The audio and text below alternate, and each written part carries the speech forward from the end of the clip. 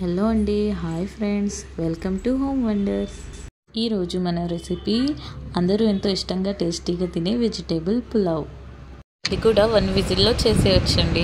1 విజిల్లో ఏం అవ్వవు, మినిమం 3 విజిల్లు రావాలి ఉడకాలంటే అని అనుకుంటున్నారా? కాదండి, 1 విజిల్లో ఈజీగా చేసుకోవచ్చు. ఆయిల్ వేసి వేడెక్కాక చూపిస్తున్న బిర్యానీ దినుసులన్నీ వేసుకొని మంచి బిర్యానీ దినుసుల అరోమా వచ్చే వరకు ఫ్రై చేసుకోండి. ఇలా ఈజీగా అన్నీ కట్ చేసి పెట్టుకుంటే మీకు ఇంకా త్వరగా అవుతుందండి. బాగుంటుంది, పిల్లలు కూడా చాలా ఇష్టంగా తింటారు.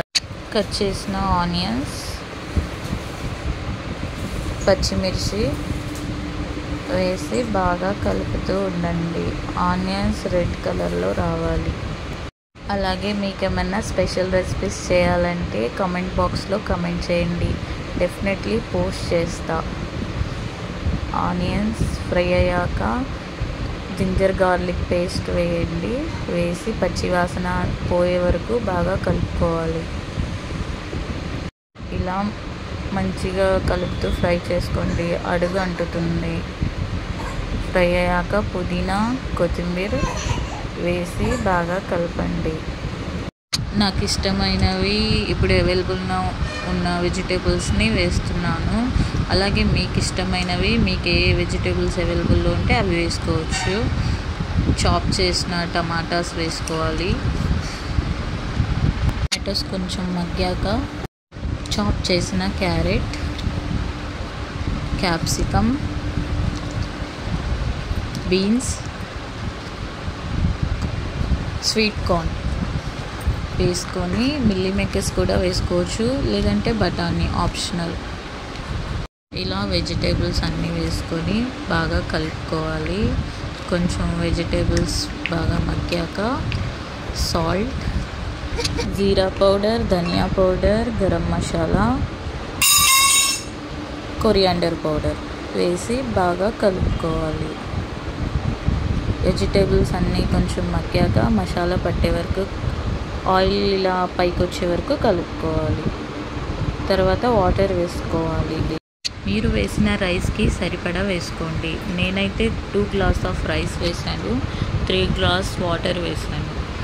ఎసరు బాగా మరిగాలి, మూత పెట్టండి. ఇలా పొంగొచ్చాక బాస్మతి రైస్ 1 అవర్ నానబెట్టినవి వేసుకోండి. ఇలా రైస్ మొత్తం వేసాక ఎక్కువ కలపకండి, నాని ఉంటుంది కాబట్టి బ్రేక్ అవుతుంది రైస్. మసాలాలు, వెజిటేబుల్స్ బాగా కలిసే వరకు ఇలా 3-4 టైమ్స్ కలుపుకొని కుక్కర్ మూత పెట్టేయండి. 1 విజిల్ వచ్చాక కట్టేయాలి. అంతే, ఈజీ టేస్టీ పులావ్ రెడీ అవుతుంది.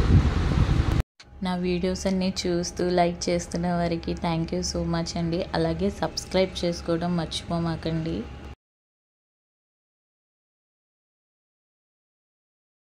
ఇలా 1 విజిల్ వచ్చాక స్టవ్ ఆఫ్ చేసేయాలి. స్కీమ్ అంతా పోయాక ఓపెన్ చేసి చూడండి. 1 విజిల్ వెజిటేబుల్ పులావ్ ఎలా వచ్చిందో చూద్దాం. వావ్, చాలా బాగుందండి. చూస్తున్నారు కదా, అన్నీ బాగా ఉడికిపోయాయి.